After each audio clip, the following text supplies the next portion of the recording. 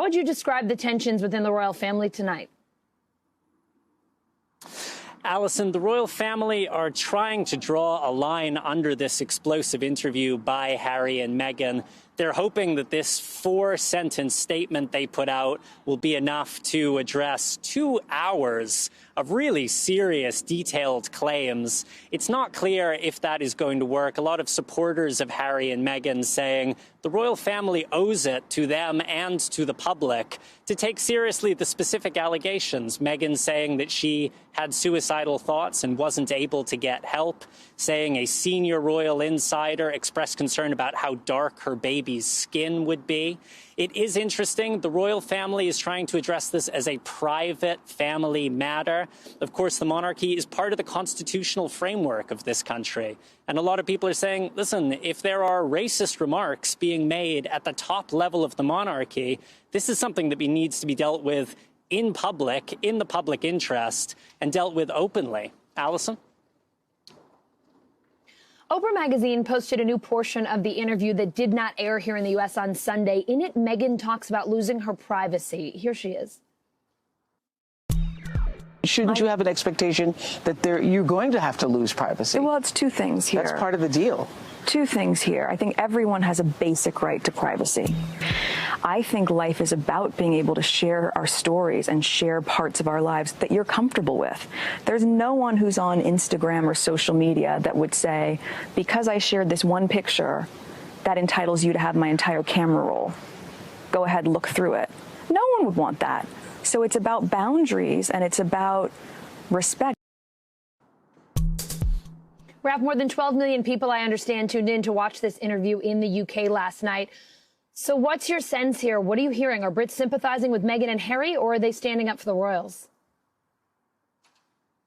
Allison, the reaction has been very polarized in this country, as it has been around the world. There was a Snap poll taken after the interview. It found 47% of the British public thought what Harry and Meghan did by telling all with Oprah was inappropriate. Only 20% thought it was appropriate. But I'll tell you, this thing does sort of break down along political lines that might be familiar to viewers in the U.S. I'd say there is a younger, more progressive demographic, quite sympathetic to a young couple, saying they're struggling with issues of racism, of mental health. They're not getting the support they need.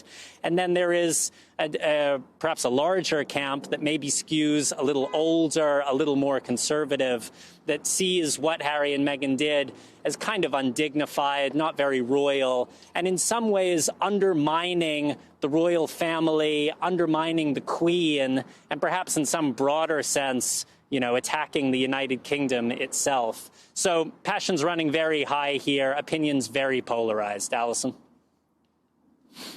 A last question for you here. Piers Morgan, a name we know well here in the U.S., leaving ITV's Good Morning Britain after comments he made about Meghan Markle, specifically calling this interview a trash-a-thon of the monarchy and saying he doesn't believe a word Markle said.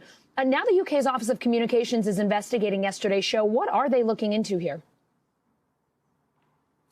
Yeah, Allison, this was a very explosive moment. As you say, Piers Morgan, not known for keeping his opinions to himself, basically suggesting that he didn't believe things Meghan Markle said, really banging the table, suggesting that she had somehow undermined the royal family. This went down poorly. There was a wave of 40,000 complaints from the British public to Ofcom, which is the British broadcasting regulator. It upholds certain standards in terms of what people can say on the airwaves. Piers Morgan was back on his show this morning. He tried to slightly walk back what he had said initially, but it seems like everybody felt this situation was pretty much untenable. He is now stepping back. And again, it shows you just how much this interview, this whole saga, has been dividing the country. Hey, NBC News viewers, thanks for checking out our YouTube channel. Subscribe by clicking on that button down here and click on any of the videos over here to watch the latest interviews, show highlights, and digital exclusives. Thanks for watching.